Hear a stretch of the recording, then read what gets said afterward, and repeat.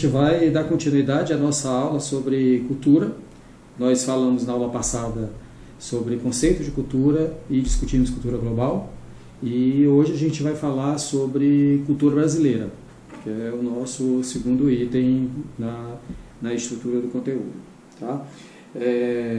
Quando a gente fala em cultura brasileira, tem alguns pontos que a gente precisa considerar. Vou aproximar aqui para vocês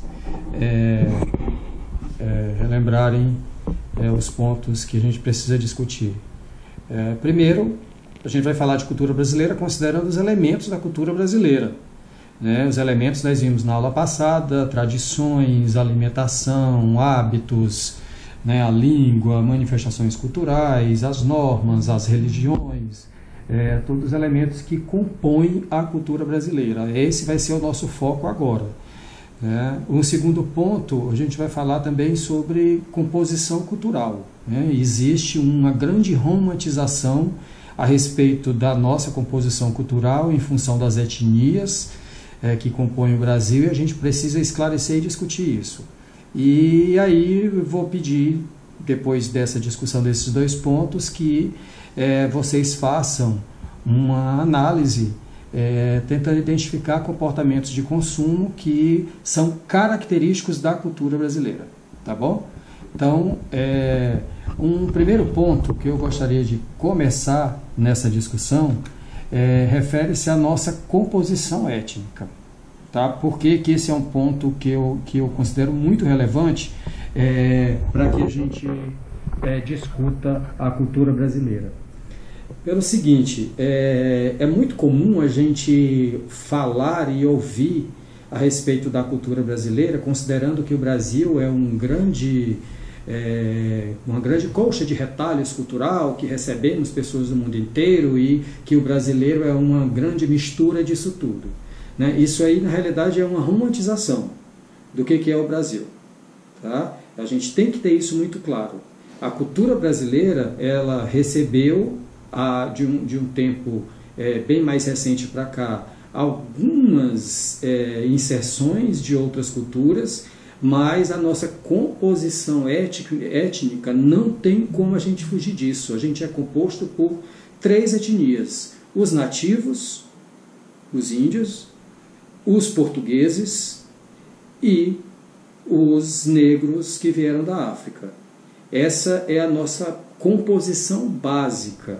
E isso fica muito claro porque a gente consegue encontrar traços que vêm dessas 3 culturas na nossa língua, na nossa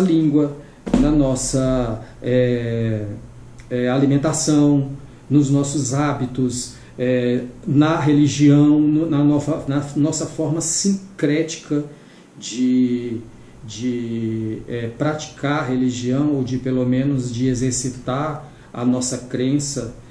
Os nossos valores, eles são muito arraigados em cima dessas 3 etnias. Volto a frisar: os índios nativos, o europeu, mas quando eu falo europeu é o português, tá? E os africanos, que vieram em função do regime escravocrata.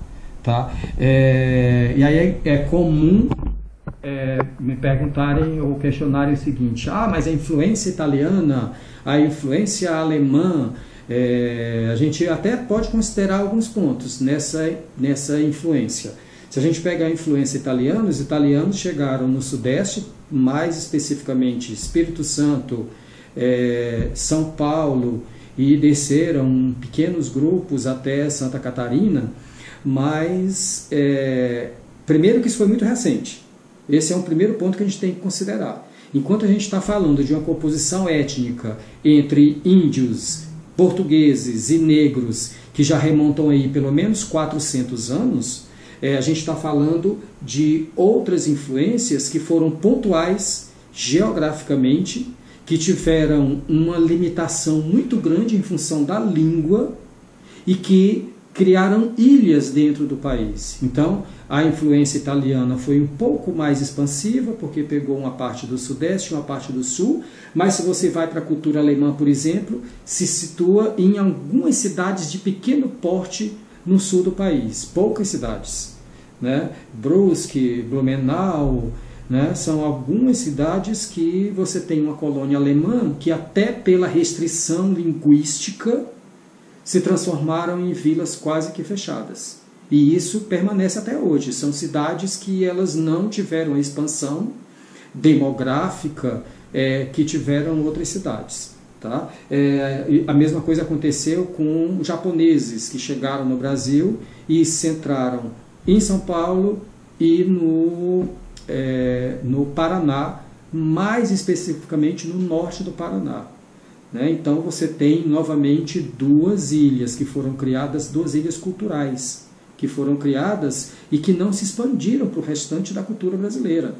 Você tem sírios libaneses, que uma parte deles centraram em São Paulo, uma parte deles até migraram um pouco para o Nordeste, Salvador tem uma pequena ilha, até aqui em Fortaleza nós tivemos algumas famílias que têm essa origem, mas, volto a falar, ilhas, a gente não tem elementos, aí a gente agora volta para os elementos da cultura brasileira. A gente não tem elementos na cultura brasileira em que nós identifiquemos palavras dessas outras culturas, que nós identifiquemos hábitos que sejam mais significativos. E alguém pode falar, mas comer pizza veio da Itália e é um hábito alimentar que foi incorporado. Concordo, mas comer pizza é um hábito alimentar que é globalizado. Se come pizza no mundo inteiro. Então isso não é um mérito da nossa cultura brasileira comer pizza em função dos italianos que vieram para o Brasil. Tá? Então, reflitam sobre essa composição étnica. E aí eu vou passar uma atividade para vocês, que é a seguinte.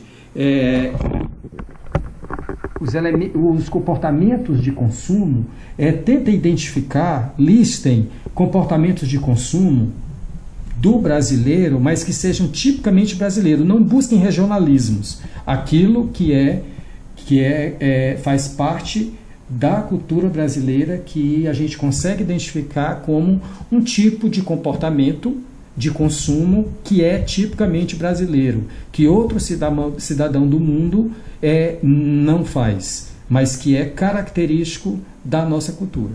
Tá bom? Então, conto com vocês para fazer essa análise e a gente discute mais adiante.